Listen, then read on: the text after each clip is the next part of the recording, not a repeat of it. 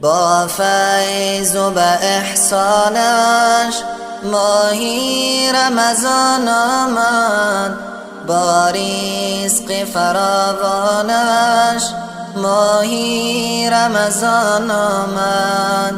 با فیض و به احسانش ماهی رمضان آمد، با رزق فراوانش ماهی رمضان آمد. زین امر خداوندی سر پیچ مکن هرگز، زین امر خداوندی سر پیچ مکن هرگز. ای بنده به فرمانش ماهی رمضان آمد، ای بنده به فرمانش ماهی رمضان آمد. بگشاد در جنت دوزخ درش بسته، بگشاد در جنت دوزخ درش بسته.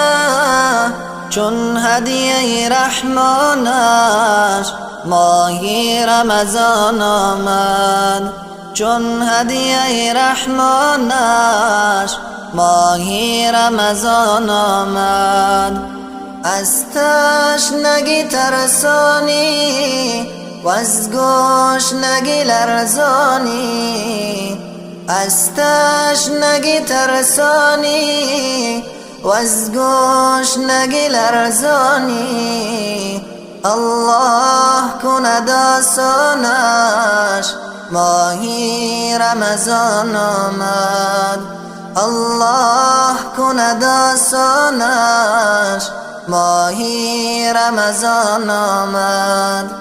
یک ماه به ما مهمان، یک ماهی پر از احسان، یک ماه به ما مهمان، یک ماهی پر از احسان. من مای پشیمانش ماهی رمضان آمد، من مای پشیمانش ماهی رمضان آمد. با فیض و به احسانش ماهی رمضان آمد، با رزق فراوانش ماهی رمضان آمد، با رزق فراوانش ماهی رمضان آمد.